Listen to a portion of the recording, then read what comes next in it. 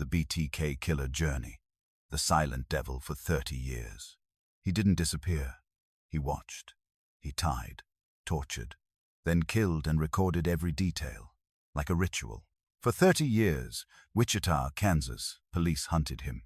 But while they were looking for a ghost, he was right there among them, a friendly neighbor, a loving father, a leader of the local Protestant church. Dennis Lynn Rader, the name that makes America shudder.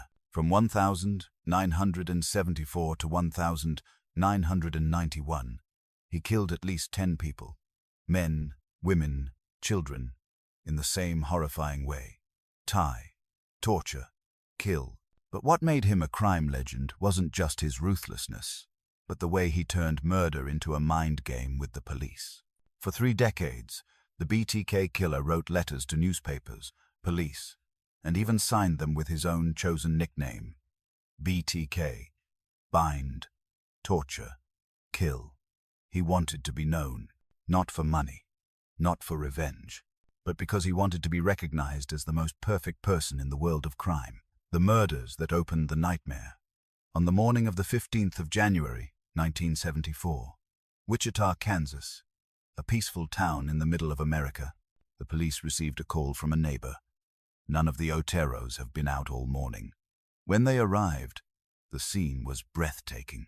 In the small house, 4 bodies, father, mother, and 2 children, were tied up, gagged, and killed with rope. There were no signs of robbery, no signs of rape, only absolute meticulousness and coldness. On the mother's body, the police found elaborate knots.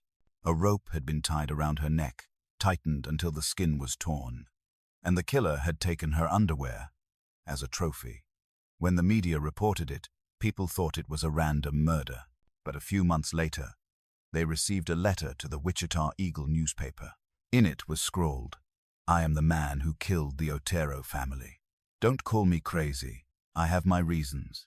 I like the feeling of controlling life and death. Call me BTK. Bind, torture, kill." The name BTK was born and became an obsession that lasted for 30 years in America. The man who loved to be admired, Dennis Rader, was born in 1945 inches, Wichita.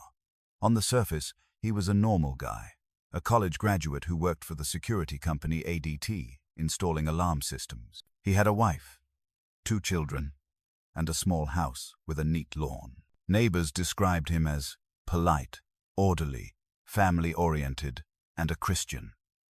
Unbeknownst to them, his work installing security systems had helped him learn how to break into other people's homes and also helped him choose his victims. In Rader's mind, everything was a perfect scenario. He made a list of projects for each victim, followed them for weeks, noted their habits, their arrival and departure times, who lived in the house, even the type of curtain. Then he broke in, cut the phone lines, restrained them, and tied them up with the rope he had prepared. He said in his confession, "When they started to get scared, I felt strong. I felt like God." The cases continue. In April 1974, BTK struck again. The victim was 2 one-year-old Catherine Bright. She was tied up and stabbed multiple times. Her brother, Kevin, was shot but survived. He described the attacker as a calm, brown-haired man who did not panic. Police sketched him but were unable to identify him.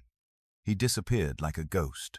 Over the next few years, BTK occasionally sent letters to television stations or police, including poems, riddles, or pictures of his victims, to remind them that he was still there. One letter read, "Do you ever wonder where I am? I watch the news every day, and you get it wrong, and I laugh." He signed, "Yours truly, BTK." He stopped, but only to observe. By the late 1982, the BTK case had cooled off. No new murders, no new letters. Many thought he was dead or had moved away. But the truth was, Dennis Rader was just taking a break. He married, had a child, was elected president of his church, preached about morality and family. He joined the Scouts, taught survival skills to teenagers. People trusted him implicitly. The Wichita police chief even asked him to help organize a civilian patrol. And all the while, Rader kept a secret room, where he stored photographs of his victims, ropes, and detailed notes. He called them my projects. He didn't kill anymore, but the desire to control and possess still smoldered in his mind. He said later, "I can't stop forever. I need them to remember me." He thought the world had forgotten him.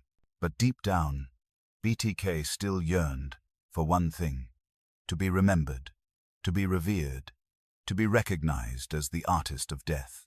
And it was that desire, the desire for recognition, that drove Dennis Rader to kill himself. March 2004. Wichita had forgotten the name BTK. The case had long been considered closed, no more clues. The officers who had pursued him were now retired, and the new ones had no idea who he was. But on the 30th anniversary of the first murder, the Wichita Eagle received a strange letter. Inside was a photo of the old crime scene, the Otero family, and a handwritten note scrawled in a scroll. "I heard you thought I was dead. Wrong. I'm still here. Now, do you still want to play?" Signed, BTK. The whole city was shaken. The FBI re-established the case. The press was full of news. BTK is back. But what no one knew was that in the suburbs of Park City, Kansas, the man who wrote the letter was having breakfast with his wife, getting ready to go to church. Dennis Rader, the model husband, the murderer who lives among us. Dennis was now 59 years old, a parish council president, a neighborhood inspector, and a model employee of the local government. He lived in a small house with a white picket fence, a neatly trimmed lawn. Neighbors said he was serious, sometimes a little difficult, but very trustworthy. No one thought that the man they met every Sunday morning in church was BTK, the ruthless murderer that the police had been hunting for 3 decades. The killer sends letters, out of loneliness. After nearly 14 years of silence, BTK began to communicate again. During 2004-2005, he sent more than 10 letters and packages to police and newspapers. Each letter was a game: puzzles, pictures, maps, models, and hints about his identity. A package sent to KAETV contained a picture of a tied-up doll, its mouth covered in plastic, and a note that read, "I still remember that feeling, the feeling of watching them struggle." Police understood that BTK was more than just a killer. He was addicted to attention. He wanted to be talked about, written about, admired like Ted Bundy or Zodiac. Fatal mistake. On the 16th of February 2005, a Wichita TV station received a floppy disk in an envelope. Attached was a note that read, "If I send you a floppy disk, can you trace me back? I need honesty. Answer me in the paper." The police, wisely, responded to the Wichita Eagle.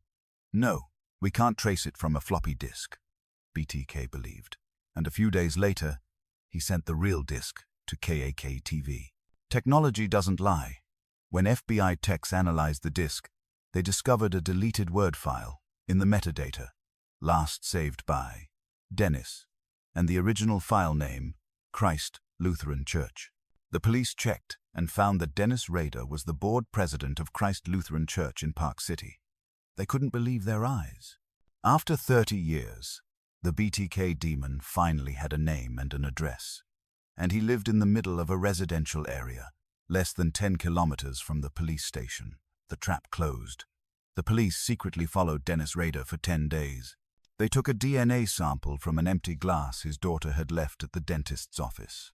When the results came back, the DNA was a perfect match to the traces found at the scene of Vicky Wegerle's murder in 1986.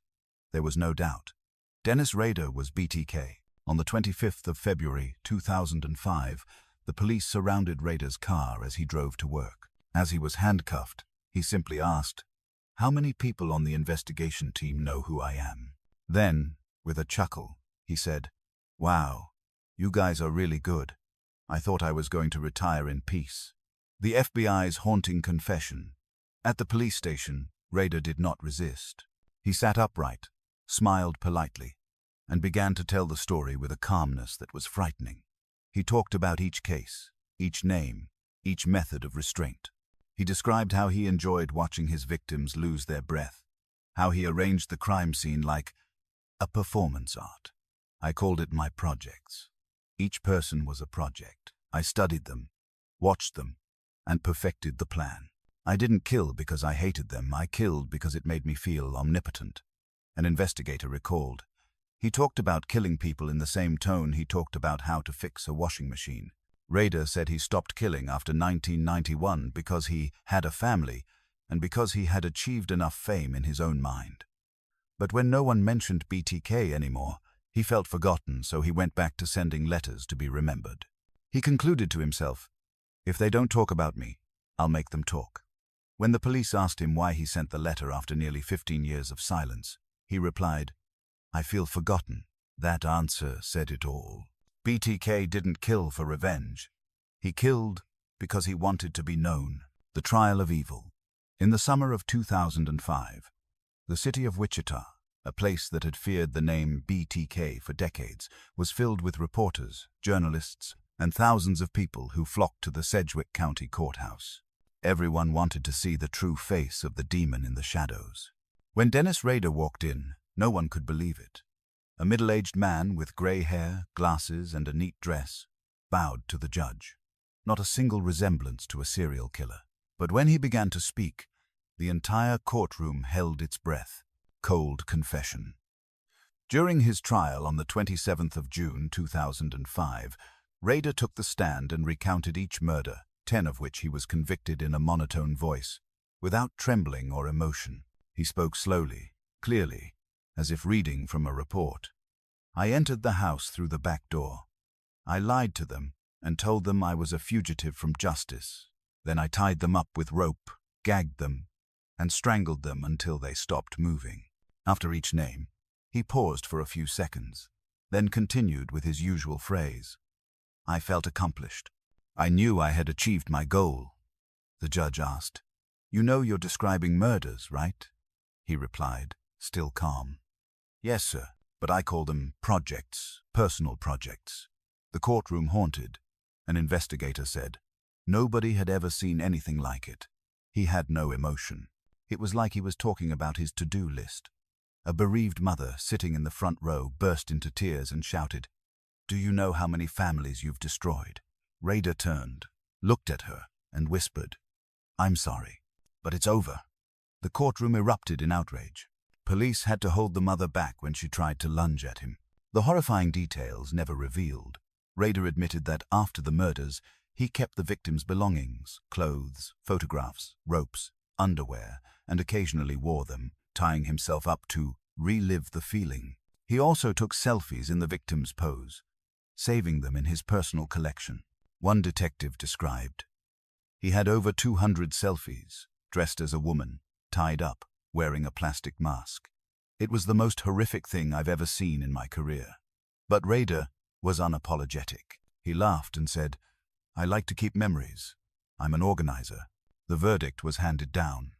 On the 18th of August 2005, the judge announced, Dennis Rader was sentenced to 10 consecutive life terms without the possibility of parole. Wichita erupted. Outside the courthouse, hundreds chanted, "Justice for the victims. BTK never again." But Rader kept smiling. He bowed his head and said to reporters as he was led away, "God has forgiven me.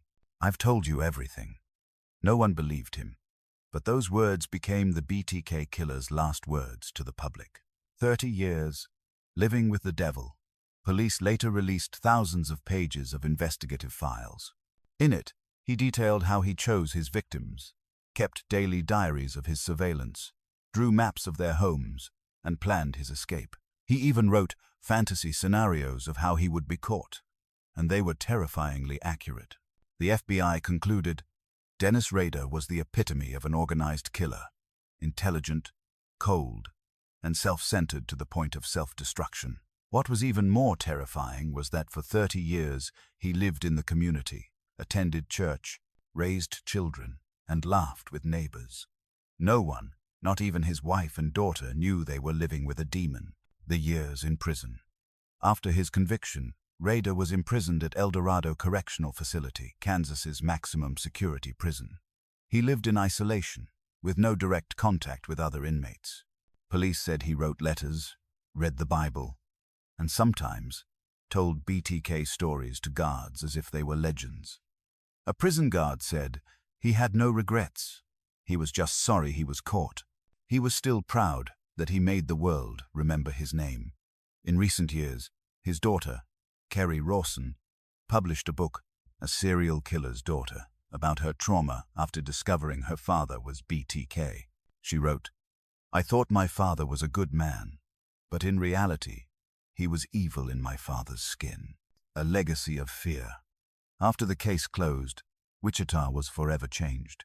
People installed security systems, locked their doors at night, and police began using DNA technology to investigate crimes, learning from the mistakes of BTK's 30-year escape. BTK also became a dark cultural icon. Movies, series, and documentaries like Mindhunter, Conversations with a Killer, and Criminal Minds were all inspired by him. But unlike Ted Bundy, the killer of seduction, or Dahmer, the killer of obsession, Rader killed for glory. He wanted to be an artist of death. But in the end, he was just an ordinary man, destroyed by his own arrogance. Last words from the darkness. During a final interrogation, a detective asked, "Do you ever think about the people you kill?" Rader was silent for a moment, then replied, "Sometimes, but not often. I'm busy thinking about myself." A sentence that was enough to define BTK as a whole.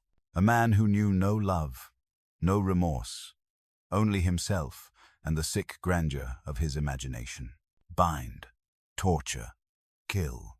3 simple words, but within them were 30 years of horror, 10 lives, and countless sleepless nights for hundreds of police officers. Today, Dennis Rader is still alive, 80 years old, isolated in his prison cell, occasionally writing letters to criminology fans. But no matter how long he lived, his smile, his composure, and his last words still sent chills down the world's spine. If I hadn't been caught, I would have continued, because I know there are still many people who want to hear my story.